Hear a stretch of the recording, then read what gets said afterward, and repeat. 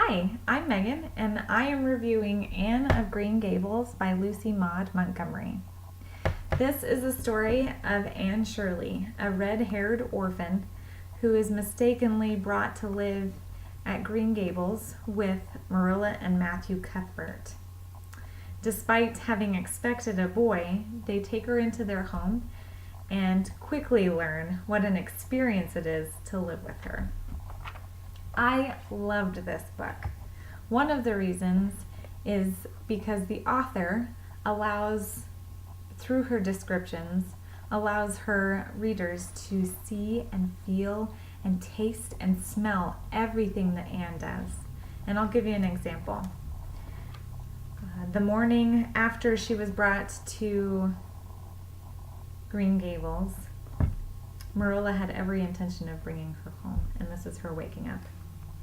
It was broad daylight when Anne awoke and sat up in bed, staring confusedly at the window, through which a flood of cherry sunshine was pouring, and outside of which something white and feathery waved across glimpses of blue sky.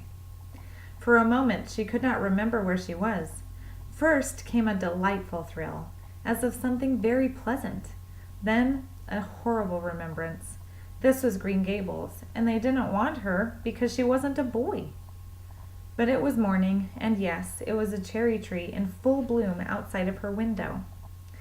With a bound, she was out of bed and across the floor.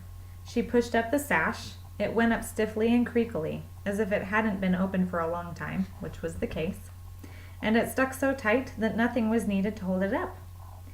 Anne dropped on her knees and gazed out into the June morning, her eyes glistening with delight.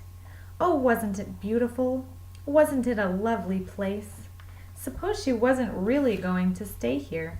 She would imagine she was. There was scope for imagination here.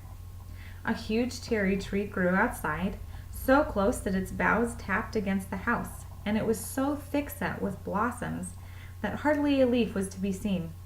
On both sides of the house was a big orchard, one of apple trees and one of cherry trees, also showered over with blossoms. And their grass was all sprinkled with dandelions. In the garden below were lilac trees, purple with flowers, and their dizzily sweet fragrance drifting up to the window on the morning wind. Through this description of the morning, you are able to take in everything that Anne has taken in on her first morning at Green Gables. One of the other reasons that I love this book is that I have identified with Anne. First of all, because she and I seek and adore kindred spirits. And she has many throughout the book and throughout the series, but her primary friend, her bosom friend as she calls them, is Diana Barry. The second reason is that Anne has both a flowery and a fiery personality, as described in a scene at the schoolhouse. Mr. Phillips was back in the corner explaining a problem in algebra to Prissy Andrews, and the rest of the scholars were doing pretty much as they pleased, eating green apples, whispering, drawing pictures on their slates, and driving crickets, harnessed to strings, up and down the aisle. Gilbert Blythe was trying to make Anne Shirley look at him, and failing utterly, because Anne was at that moment totally oblivious, not only of the very existence of Gilbert Blythe, but of every other scholar in Avonlea School, and of Avonlea School itself. With her chin propped on her hands and her eyes fixed on the blue glimpse of the lake of shining waters that the west window afforded, she was far away in a gorgeous dreamland, hearing and seeing nothing save her own wonderful visions. Gilbert Blythe wasn't used to putting himself out to make a girl look at him, and meeting with failure. She should look at him, that red-haired Shirley girl with the little pointed chin and big eyes that weren't like the eyes of any other girl in Avonlea School. Gilbert reached across the aisle, picked up the end of Anne's long red braid, held it out at arm's length, and said in a piercing whisper, "Carrots! Carrots!" Then Anne looked at him with a vengeance. She did more than look. She sprang to her feet, her bright fancies fallen into cureless ruin. She flashed one indignant glance at Gilbert, from eyes whose angry sparkle was swiftly quenched in equally angry tears.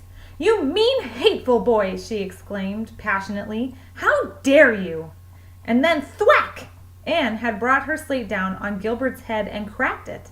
Slate, not head, clear across.